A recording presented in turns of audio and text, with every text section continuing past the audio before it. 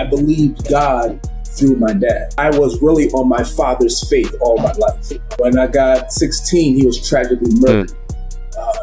Totally derailed my entire life. And I had to learn God for myself. I really didn't have a personal relationship. I had religion. And I think I only learned God when my father was removed. And now it's like, now who are you?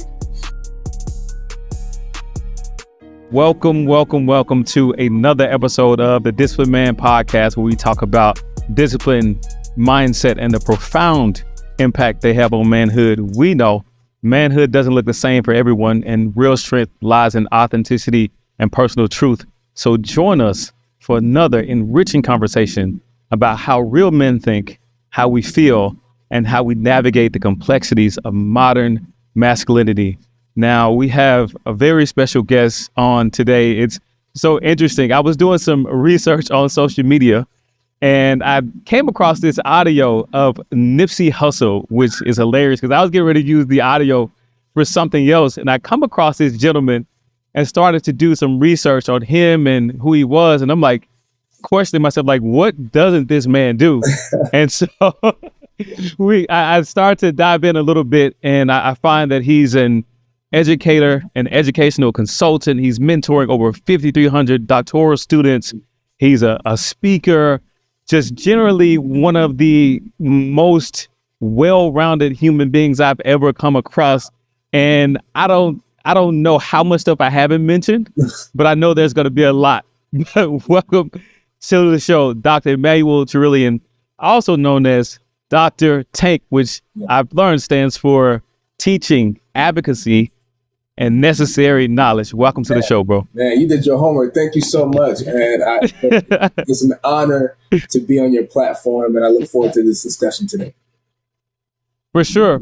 And before we dive into all the stuff that you do, one of the things I noticed in one of your speeches, you were in the front of this classroom, and you had a saxophone with these kids, man. So you also play the saxophone. So walk me through what that feels like for you, as far as like a saxophonist and all the other stuff that you do. Oh man, so actually that brings me to my past. My dad was a senior pastor and a very strict man.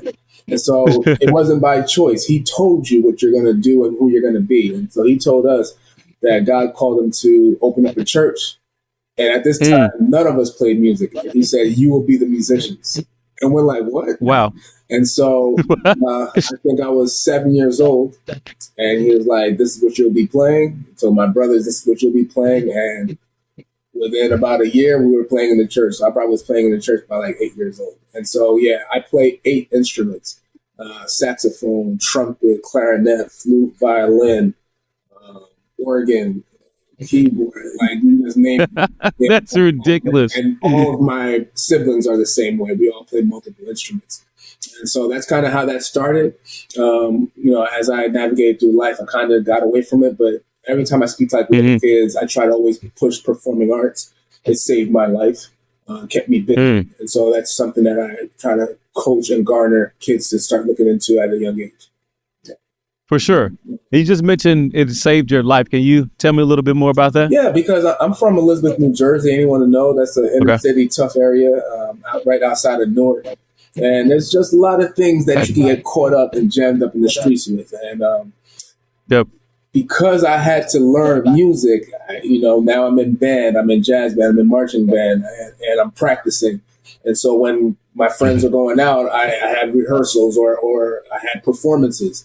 And so it just kept me out of the streets much, that and sports. And so I believe those two avenues really just kept me busy and didn't give me chance. I think idle time is devil's time. So I think it just didn't give me the opportunity to kind of get caught up in stuff that I've seen a lot of my friends get caught up into. For sure. And speaking about getting caught up into things, my father was also a pastor. Oh, wow. He didn't force me to learn the saxophone, so I don't have the musical traits that you have, but he did inspire me in a lot of different ways and push me to do, honestly, a lot of the stuff that I'm doing now. Wow. Can you talk a little bit about like having a father who is a pastor and what that does to you growing up? Can you share a little bit about that experience for you? I said, so I know me and you got some similar stories, but Yeah. It was a tough growing up because I felt like you could never really be your authentic, at least in my experience. I could never be my authentic self because I was always the model kid. You got to be like the pastor's son. And there's these high expectations. And to move the conversation a little spiritual, I think there was a drawback to that, meaning that I was really on my father's faith all my life. He was a man that I've seen great things happen, and when he prayed for things, it just happened. And so I believed God through my dad. And when I got 16, he was tragically murdered. Totally derailed my entire life. And I had to learn God for myself. And so now there's no one I could look up to. It was just me and God at that point. And that's really where I developed a relationship with God. So although I was in the church my whole life, I really didn't have a personal relationship. I had a religion. And I think I really learned God when my father was removed. And now it's like, now who are you? And it's at that test of time that I really started to develop. And so my dad was really preparing me to be the next senior pastor. I was like in succession for that. Didn't really have a choice. And I told you my dad was very strict, so he told you who you're going to be. My name is Emmanuel, God with us. So from birth, I'm hearing you'll be doing great things. This is who you are. And so, but deep inside, man, I'm like, man, I'm not really called for the church, man. Like, I had a heart for the people who will never step foot inside of a church. I always had a heart for them. And I'm like, man, that's really what I really want to do, but I have to do the religious stuff because my dad. So when that's removed, it almost was like, oh my God, I could actually be my authentic self. And so although I still go to church, I just didn't pursue the ministry route. I went to seminary, did the whole bit, and it's just like, I did it more for knowledge, but not necessarily to serve. And so today I'm a religion professor. So I teach Christianity, Islam, Judaism, Buddhism, Taoism, Hinduism. I've learned all these religions, and now I get to talk about the concept of God or the higher power to students every semester. And I feel more in my element there, man. And I go to prisons, and I'm at juvenile detention centers, and I'm at schools, and I'm at community centers. And I tell people I'm probably the only Bible some people will ever get to read. And so I get to do this thing for real. The way, if I could be honest, Jesus did it. You know, you don't see him much in the church. He was in the streets. And so that's kind of who I really patterned my life around. And so it's just a different form of how to practice Christianity is what I'm doing right now. Yeah, it's so interesting to hear you say all of that because, so I have 5 older brothers, right? Oh, wow. But I'm the one with my dad's name. And so they've tried to put me in a pulpit for the entirety of my life. And I'm like, the pulpit isn't for me. And so I was having a conversation here recently and someone told me, you know, your pulpit is just somewhere else. Like you are serving in a completely different way. So I feel like we are kindred spirits in that sense. Well, and so my mom, I'm about to throw something else on you. I carry my father's name. Wow. Yeah. So my father was Emmanuel Cherilien. Yeah. So it's crazy that I just met you and I feel like I've known you my whole life, man. Oh yeah, man. I'm saying, I agree with you. Yeah. So one of the things that my mom always talks about is like when I was a kid, they had me play baby Jesus in the church, in the church play. And so she was like, you've always been prepared for this. It may look different for you, but you're still in the pulpit in the way that you're supposed to be. And so, and I think I have conversations with my dad now, and I'm like, wait, this dude is just an older version of me. It's kind of weird. So I feel like I'm talking to myself. Some people always ask me, like, man, I love your work. And I'm like, this is work, man. This is ministry for me. It's just outside of the church building. So I don't find this as work. I would have done this for free. And I get to do it and get compensated. So it's a huge blessing. For sure. For sure. But let's take a step back really quick. You talked about like your father and being murdered. And whatever you're willing to share, feel free. But walk me through the challenges you felt like you faced at that point in your life and like how you overcame those. Yeah. So my father was a very strict Christian fundamentalist. That's very important. So there was no democracy. This was a straight dictator. Yeah. And so he just was a very strong, defiant man, and he kind of told you who you are. And so you just followed. And so when he gets tragically murdered, I'm completely lost.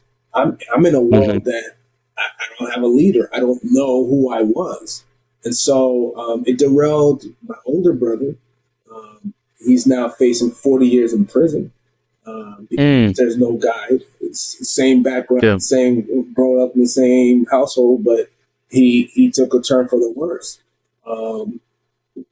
What saved me was really education. And that's kind of why I'm doing what I'm doing now, because I realized education helped me get my life back. And so when he is taken away from us, I'm now hanging with the wrong crowd, smoking weed, cutting classes. I barely graduated high school. No college wanted me. I didn't apply to not one university because I couldn't get in. And I just started at McDonald's, KFC, almost sold drugs like this close. And my older brother was like, "This is not what you should be doing, man. Don't be like me." And I kind of didn't do it. But if he didn't give me that speech, I'd probably been doing it. And quick story for your listeners. One day I'm smoking weed and I see my father roll by. And I tell stories. They're like, "Yo, that must have been some good weed, man." I'm like, "I don't know." But saw my dad walk by, and the disappointment on his face, man. I was so embarrassed. And I remember I got up that same day and I went to a community college and said, "Listen, what do I have to do to get my life back together?" And they said, "Well, the beautiful thing about community college, we accept everybody. So we don't care what your grades were in high school. We will accept you, but you have to take a lot of remedial classes to get to the college level."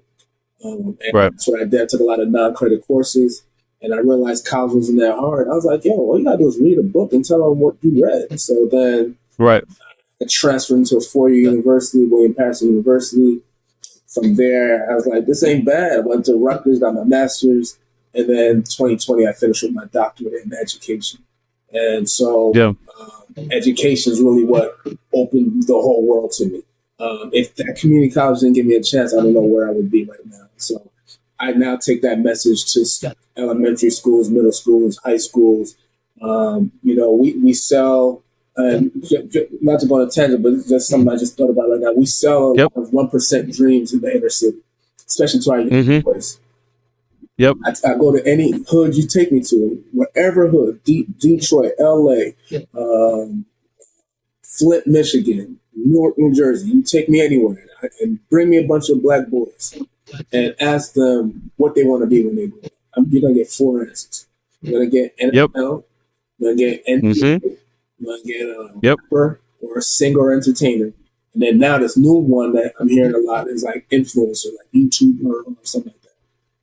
If you look at the statistics of those jobs, less than 1%, maybe the highest I'll go is probably 2% actually make it. So when you see a guy like Drake or Meek Mills, there's millions of those guys out there, but that's the one you see. And that's the one they put on the screen. And that's called 1% dream. 99% of you won't make it.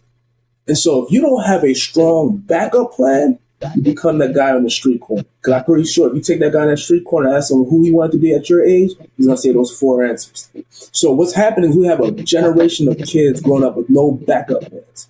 And so I go to schools all around this country and I tell them, you can still be Meek Mills, but if you don't make it, I need you to think about being an electrician or an engineer or a doctor or a dentist. So give me an academic backup plan if you're on that. And because I had an academic backup plan, I'm now being able to do what I'm doing right now. Yeah, for sure. For sure. Man, you just dropped a lot just now. I don't know if I was prepared for all of that. Not bad, but I really believe what I'm saying. This ain't a speech. This ain't something for the brand. This is really what I live every day, man. Yep. And for sure. And I think a lot of what you just said speaks to what you stand for, which is changing lives through education. And you spoke a lot through that just in what you just said now and before. But I want to talk a little bit about March of 2020. I saw one of your posts. You said you delivered your dissertation and your father wasn't there. Walk me through that experience for you. Yeah, so, man, my dad was big on education. So I told you earlier that I barely graduated high school. Now, mind you, my dad was here. I was a straight A student and gifted and talented. So his bar of excellence was very high.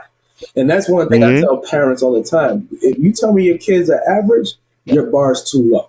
Because I'm telling you right now, parents, if you raise that bar, they're going to fight. And you mean what you say, they're going to find a way to get there. And so what I tell you is I was a straight A student. Things looked bright. And then this tragically happened. So I barely graduated high school. So when March 2020 comes, I'm like, my father would be so proud that the guy that he used to now became a doctor, the highest degree possible. And I graduated 3.82, almost aced the whole program, bro. And the guy that barely graduated high school, this is the guy that my dad was pushing. So what I did was I found an old briefcase, excuse me, that my dad would bring around. You know, these preachers with their briefcases. So he would walk around. Yeah, for sure.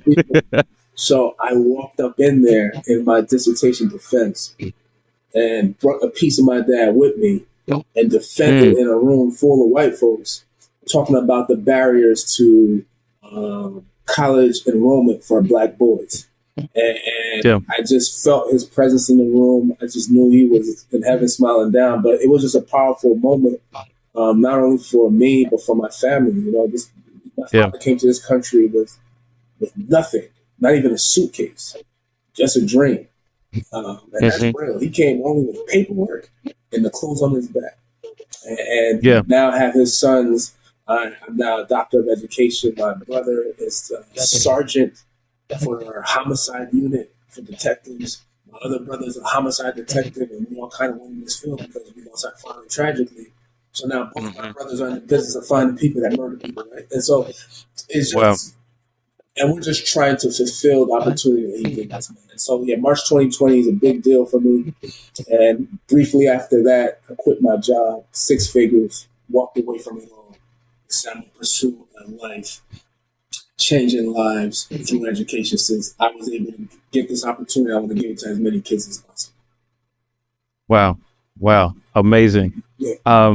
Let's talk about changing lives through education and the Tank Initiative, which again, teaching, advocacy, necessary knowledge. Yes, sir. Let's talk about the importance of that and what kind of inspires you today as far as that goes. Yeah, so I was a very small kid, man. So I'm going to tell you exactly how small I was. Freshman year in high school, I weighed 103 pounds.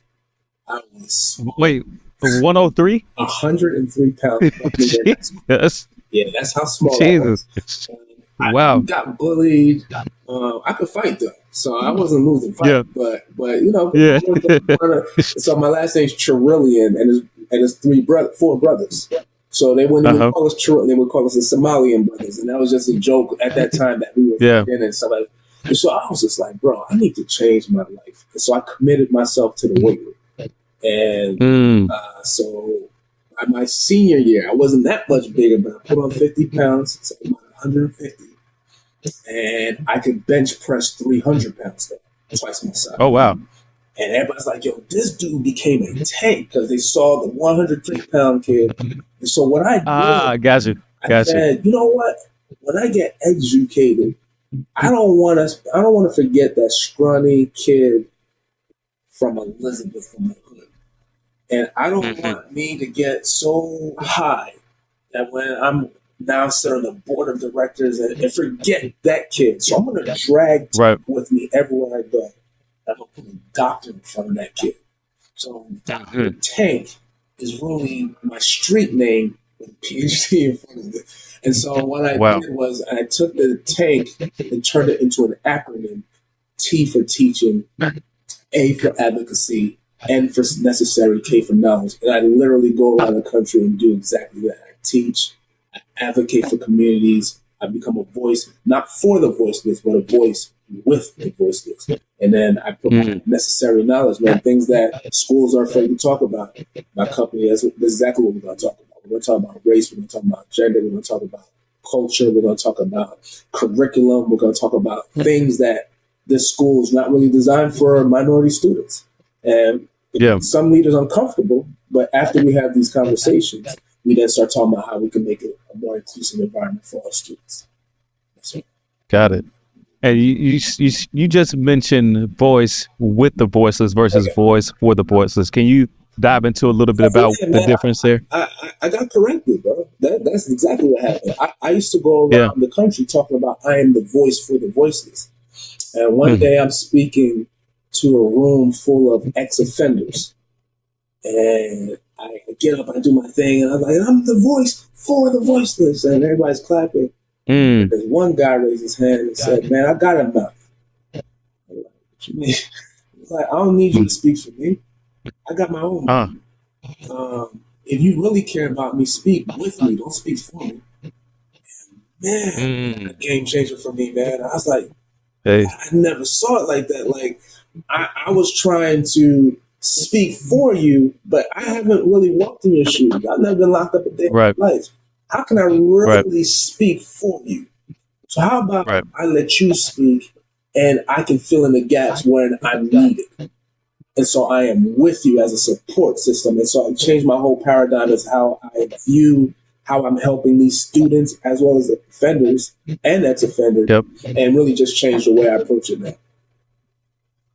Man, that is, I don't know how I would have been prepared for a moment like that, but I also understand why you changed it from voice for to voice with. And I think that's an important conversation to have, because when we don't understand an experience like that, it's hard to speak for someone when you haven't been in it. And I know that's a lot of what you do with Tank Educates, which I want to talk a little bit about as far as what you do for prisoners who have come out for reentry. Can you talk a little bit about that side of what you do as well? Yeah, so, the recidivism rate is very high, somewhere around 2 out of 3. You get out of prison, the chance of you going back, 2 out of 3 of them will go back. And so really one really makes it out. And so that's problematic for me. And I try to figure out, how can I assist? What can I do? I've never been locked up before, but I know my brother has.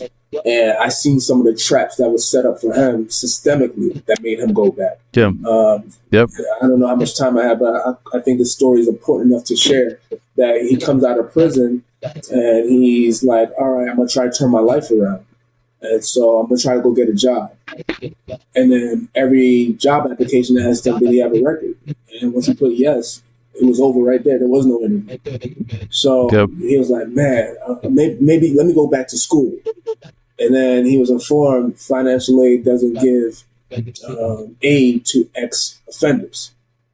So now I can't educate myself and I can't feed myself. What do you think I'm going to do? So I go back to the streets. And so to me, the system locked him up the second time. It wasn't him, because he tried to really change his life around. And so I said, you know what, if I'm going to create some kind of programming, I have to create something that kind of helps these individuals not fall in those snares that's waiting for them. And so what we do is we look at different kind of ways I speak a lot about going back to school to educate yourself. I talk a lot about entrepreneurship. If they hire you, you create a job that you are passionate about. We talk about healthcare. We talk about family. And you need a support system. We talk about moving out of the community that you were in, because there's a lot of church. So I give like real tangible things. We find jobs that hire ex-offenders. So now you're not just aimlessly looking for a job.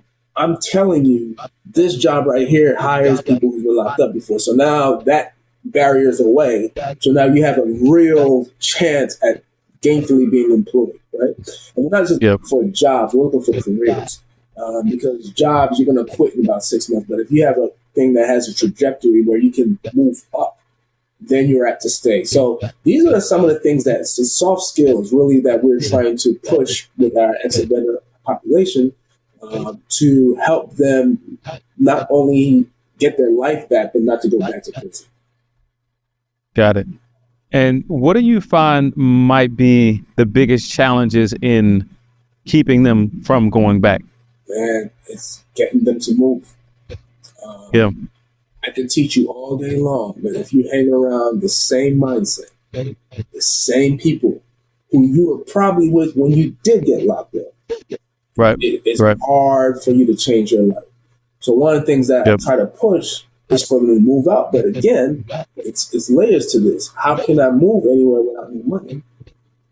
Right. I have to first make money to be able to move. And I have to go back to the people who supported me so I can have shelter and something to eat. So that's typically the biggest barrier. So my thing is to try to get them in school and to get them a job as fast as possible. And it goes back to my childhood, keeping them busy. You going to school and working full time, you too tired to mess. Yeah, for sure. You don't got For time sure. for Pookie, man. He's trying to take a nap now. So, by getting you a system, you have a higher chance of getting out of the situation that you're in. For sure. And of course, that requires a different kind of discipline to not go back to doing something like that. And I know with what you do as far as an entrepreneur, that's another level of discipline on your part. Can you talk to me about the toughest part for you in that journey? Just to make sure I understand the question, the toughest part of me and what journey specifically?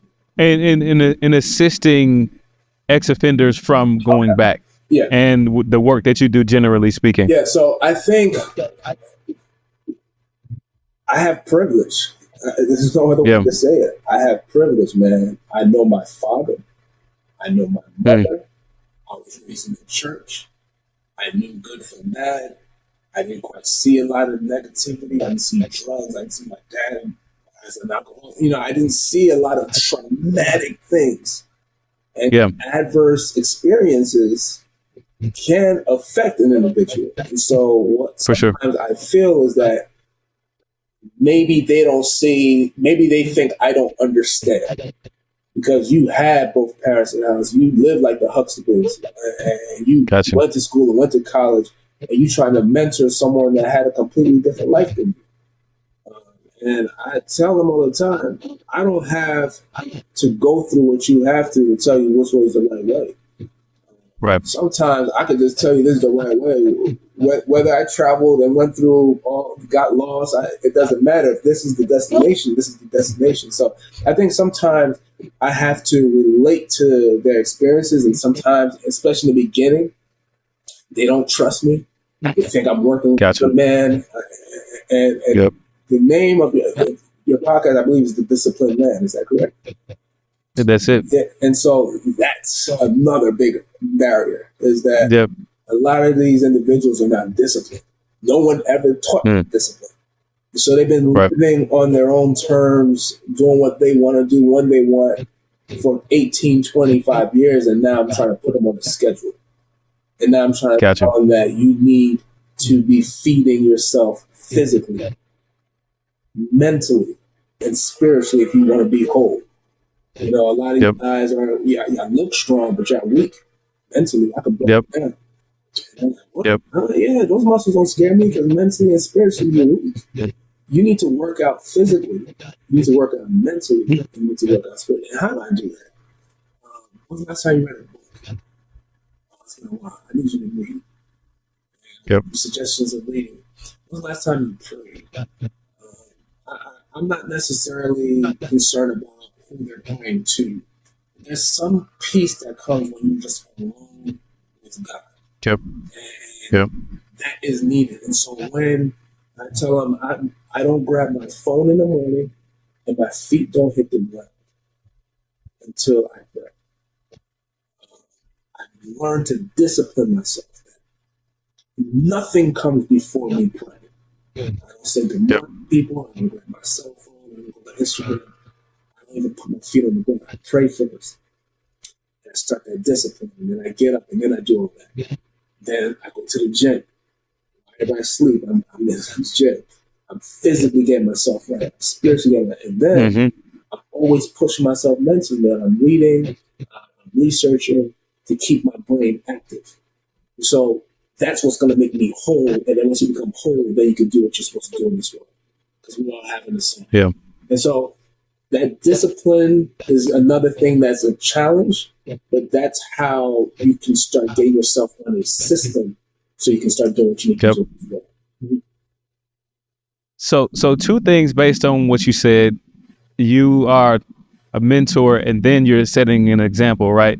Yeah. And not only are you setting an example for those guys, you talked a little bit earlier about the standard that your father set. And we talked about entrepreneurship. Yeah. So I saw that your daughter traveled to North Carolina, right? For an entrepreneurship thing where she's challenged with 32 or 31 other kids. Correct. And she won the competition. Yes. So it sounds like you set a high standard too. Walk me through the importance of that to you. Yeah. So since they were small, I told them, I'm also a sociology professor, so I study societies and communities, right? I personally now live in a Jewish community, and I studied how these individuals work. I look at when they have birthday parties, no one's coming in with presents. Everyone's coming in with envelopes. And they're investing into these kids at a very young age, and those kids then invest in the next year. And so it's just a different way of thinking. And I've always told them what I've learned from rich people, they don't teach their kids to get a good job. I think when I was growing up, that's what you gotta go to school, you get a good job. Now they teach their kids how to create a good job. So you can employ your friends to work for you. Right. And so since kids were small, I told them, I'm not sending you to school so you can get a good job. I'm sending you to school so you can learn how to create a good job based off of your passion. There's something God put in every single one of us that we would do for free. Right. The way to build a business plan around that, and then you employ people to help you get to your goal. And so, it was very enlightening and happy for me that I didn't push this. She came to me and said, "Hey, there's a program in North Carolina around entrepreneurship. I want to know." And that's kind of how that went down. And so my dad was an entrepreneur. My mom was an entrepreneur. They all had side hustles.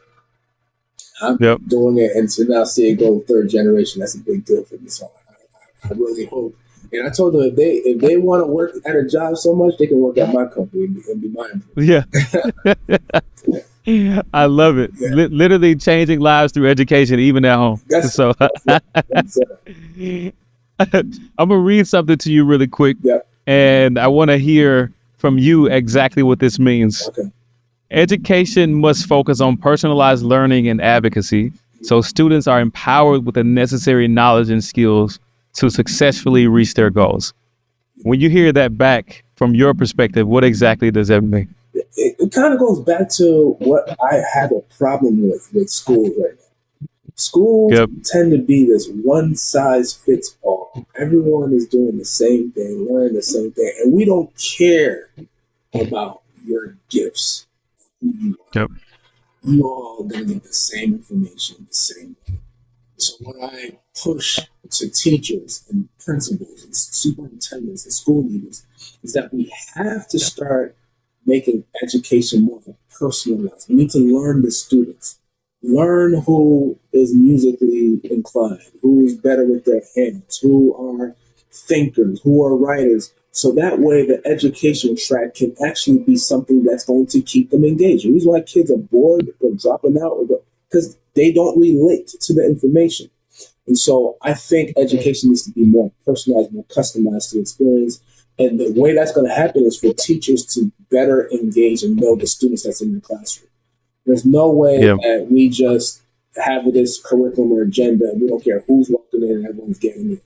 And so what I tell them I do is I look at the roster of my students, and based off of who I see in the room, I then customize my lessons to that. So for example, if I look at the roster and I see 3 Chinese students, my lesson planning for that semester should incorporate some information around China's culture, what they like, their history, So that way, when that kid's in their classroom, they're like, man, the teacher sees me too. That's the stuff that teachers have the power to do. The pictures on the wall, I'm going to include their history in it. The textbooks, I'm going to make sure they're represented. So the more a student feels like you see them in a classroom environment, the better engaged they are. And that's why there's a difference between going to a black barbershop and going to a white barbershop. Yep. There's a difference between a black church and a white church. Same guy. Yep. Their experience is different because it's culturally, it's personalized to the background and their experiences. That's why they like going there. So we have to do the same thing in school. I love it. Oh man. So there's so much that you do, brother. You talked about being a religious professor, sociology professor, obviously changing lives through education, going into the prison system, helping to serve there, mentoring over 5,300 doctoral students.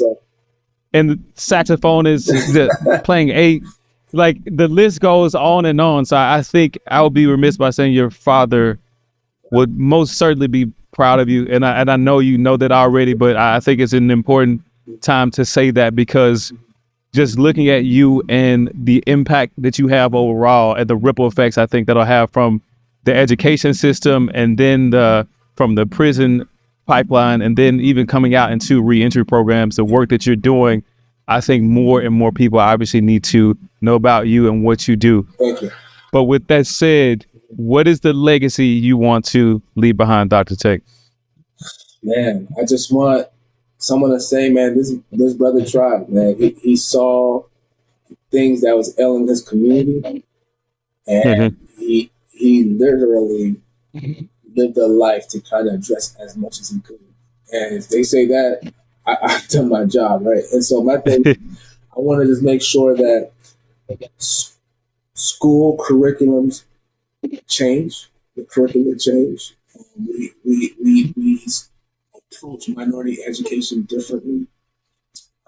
What my message to parents is that we need to stop. I can't say stop, but the same diligence that we do with AAU leagues and taking them all over the country for a basketball game, we have to put that same emphasis on academics because of that 1% dream I told you earlier. I just feel like if we take education and allow it to do what it's supposed to do, which is create critical thinkers, communities will be in a better shape. And so if I can change communities, starting with New Jersey and start working my way around in this country, then I believe that I did my purpose. And some people say, what's your ultimate goal? To die empty, man. That's my ultimate goal. People die with potential in them, man. Like, you were supposed to be the next LeBron James, but you busy trying to be Stephen Curry. You never go in the paint. You know? If you lived in the paint, you would have changed the whole game of basketball. And so you die with that potential with you. And so if I could die with nothing left, chamber empty, then my legacy is good enough for me. I don't care where the man's at that point. Wow. I mean, you're already changing communities, brother. I don't think that needs to be said, but you already know that. And I want to say, even through our conversation today, there's a lot that you just gave me. You talked about how you feel like we've known each other forever. It definitely feels like that. There's some things that resonated a lot with me. So I definitely want to say, man, I appreciate you for coming on for the conversation. But before I rush us up out of here, you have a couple of things that you're working on that I want to give you an opportunity to talk about. So listen, I am proud to announce that I am writing my first book. It should be finished in the fall.